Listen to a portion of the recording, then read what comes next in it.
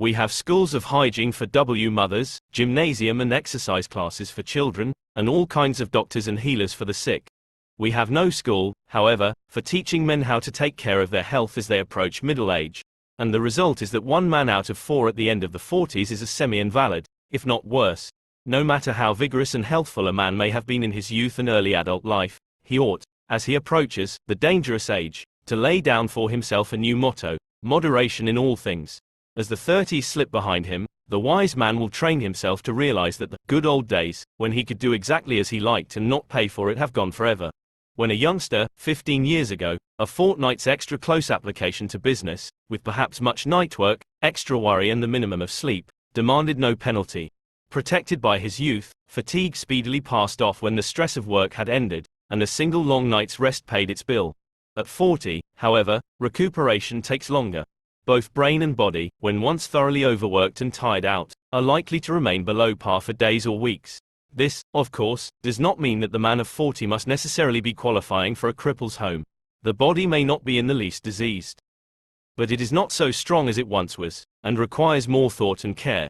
The reason that so many men suffer from active ill health in the 50s is that they neglect these signs and live throughout the danger-oozed age at the same pace and with the same waste of vital energies as in the 20s. Very frequently the first thing which calls a man's attention to the fact that he is not as strong as he once was is his inability to throw off a simple cold.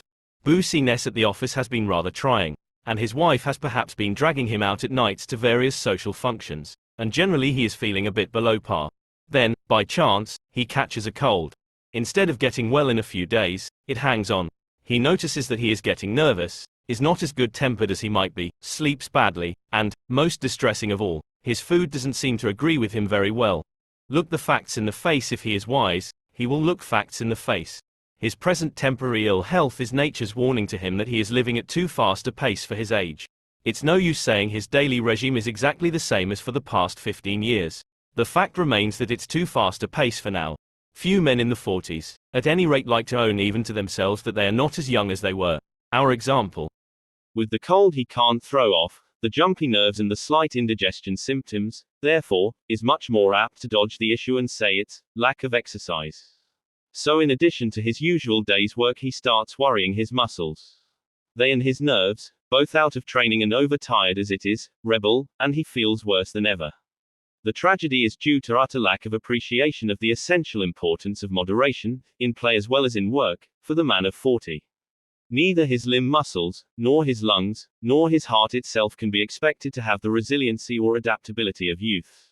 Because of the sedentary brain working lives most men at 40 have to live nowadays, their organs and muscles are rarely in that perfect condition which is the rule in youth, and which alone has allowed them to abuse their constitutions with such apparent impunity in their salad days. They may still be perfectly healthy, but their bodies and to be treated with a certain amount demand to of consideration quite unnecessary at 25. The man who during the 40s refuses to face this patent fact is beckoning to premature old age with both hands. The vacations of the man of 40. One of the greatest tragedies of the man of 40 is the disappointment his summer vacations usually cause him. Here, again, lack of moderation is practically always at the root of the trouble.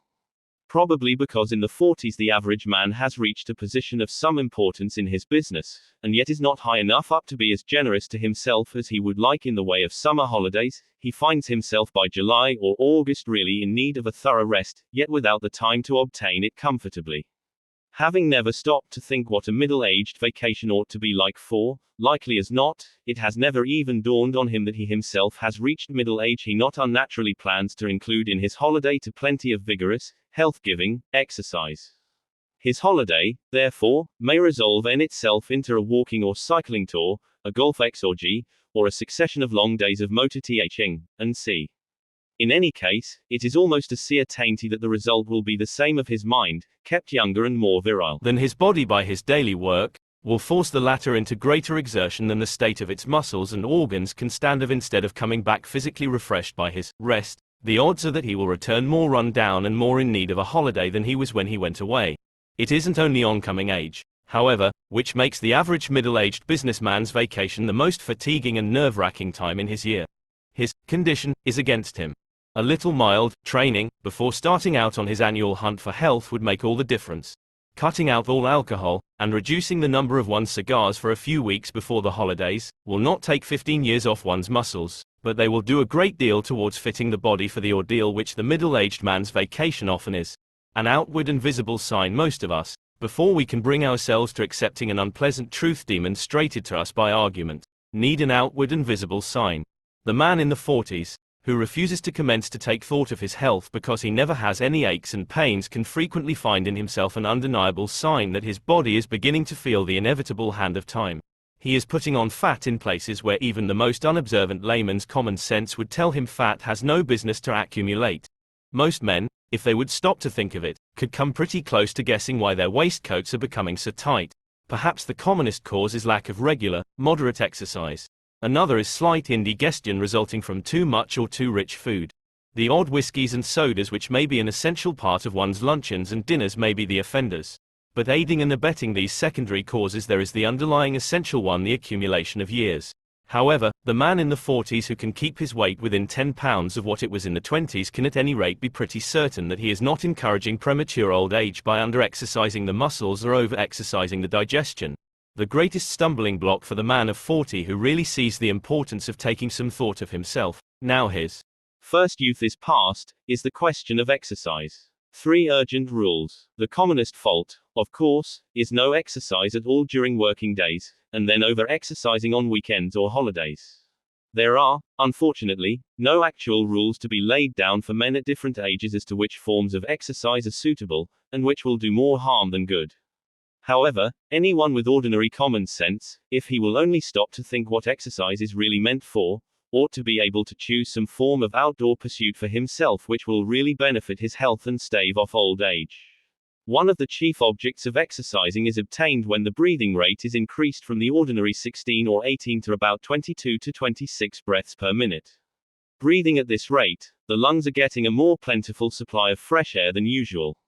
If your exercise makes you breathe faster than this, the breathing is apt to be shallow and panting, and the lungs, instead of getting more health-giving oxygen, are struggling vainly to supply the body's immediate needs. Rule 1, then, may be summed up as follows. Exercise which makes you pant is probably doing you more harm than good. The second object of exercise, equally as important as the first, is slightly to increase the rate and force of the heartbeat, so that any impure stagnant blood, either in the muscles or in the organs, may be quickly carried to the lungs. Here, of course, it can throw off the poisons it has collected, and can absorb a new supply of the health-giving oxygen. This oxygen, we have seen, is supplied in abundance in the lungs during moderate exercise by the slightly quickened and deepened breath rate. Here, again, if the exercise is too violent, the heart, instead of beating more forcibly and vigorously, gives hurried, little, ineffectual contractions, not strong enough to keep the blood in active motion. The purple face of the runner who is out of condition is an example. His face vessels become clogged up with blood, because the weakened heart is too feeble to drive it back to the lungs. There is no mystery about the overtaxed heart. When given too much to do during exercise, it never fails to complain in unmistakable terms. For example, when you are cycling up a long hill, and you feel a choking tightness at the base of the throat, and your pulses are hammering in the neck vessels, don't let your stubborn determination to be as young as you once were carry you on. Your heart has warned you to stop. Rule number 2, therefore, is exercise which makes your heart beat unpleasantly is probably too vigorous. It is amazing how many people believe that exercise must be violent to do good. As a matter of fact, walking is the best all-round exercise for all of us, young and old, vigorous and delicate alike. For the middle-aged man, whose mind is so apt to be more virile and younger than his body, walking and games dependent on walking are of the greatest value. And here it is that golf comes in as the ideal health game for the man of 40.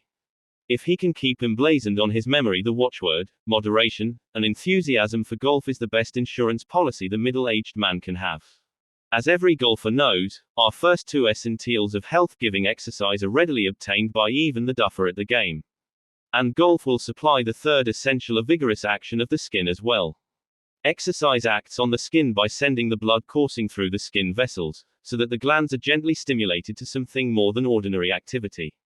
In other words, slight perspiration is induced, which, by helping in throwing off the poisonous products that are constantly being formed in the body, aids the lungs, kidneys, and intestines in their important duties. The third rule, then, is exercise should be vigorous enough to make one perspire slightly.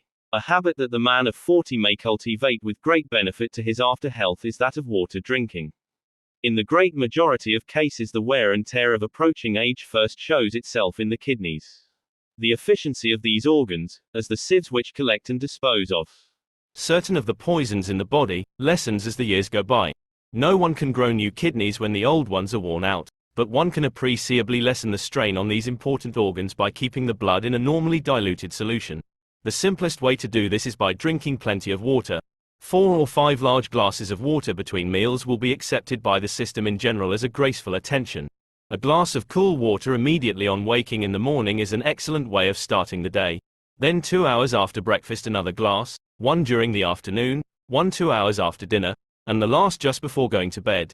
It sounds a simple treatment, but if everybody, from early middle age onwards, made a point of drinking 2 or 3 pints of pure water every day between meals, kidney disease would be the exception instead of the general rule in people over 60 in this country. Besides drinking plenty of water to prevent the clogging up of the system with the poisons which are constantly left behind in digestion, the wise man, as the 40s approach, will thoroughly revise his diet. Just as his limb muscles are not so ready for prolonged hard work as they were some 15 years ago, so his digestive organs will be thankful if no extra or unnecessary work comes their way. Much that we eat the highly seasoned meat dishes, for example, do throw a quite unnecessary strain on our digestions. Less food, particularly less meat, is therefore the first reform for the man of 40. The poisons set loose in the blood during the digestion of meats are inveterate enemies of our arteries. Our 81-year young Lord Mayor, Sir Thomas Crosby, when recently asked his secret of perpetual youth, answered, "Take care of your arteries." The easiest way to do this is to reduce the amount of those foods which injure the arteries most, i.e., the red meats. Once a day is enough for butcher's meat, while salt meats, highly seasoned dishes, and game of all kinds are much better gone without entirely by those whose arteries and digestions are past their first youth. The same wholesale reduction ought to take place in the alcohol consumption of the man entering the dangerous 40s. An alcohol-raised blood pressure may be a risk one can afford to run with a parent. A few whiskies and sodas a day may be hard to prove in the 20s. That the increased blood pressure they cause may be a much greater danger in middle life, when the arteries are more brittle, requires no further emphasis. Overeating and overdrinking, however, are not the only crimes against the arteries to be avoided by the man of 40 who would stave off to the uttermost the evil day of old age. Any commonplace habits of life, if they be overdone, whether the pleasures of the table, exercise, or too assiduous attention to business, all act in the same way. They all lead up to a premature replacement of the elastic fiber in our arteries with more brittle tissues.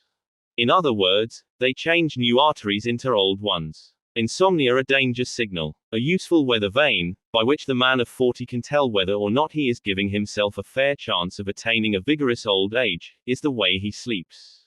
If he can sleep peacefully for 8 or 9 hours every night, he can be fairly certain that there is not much wrong with his way of living.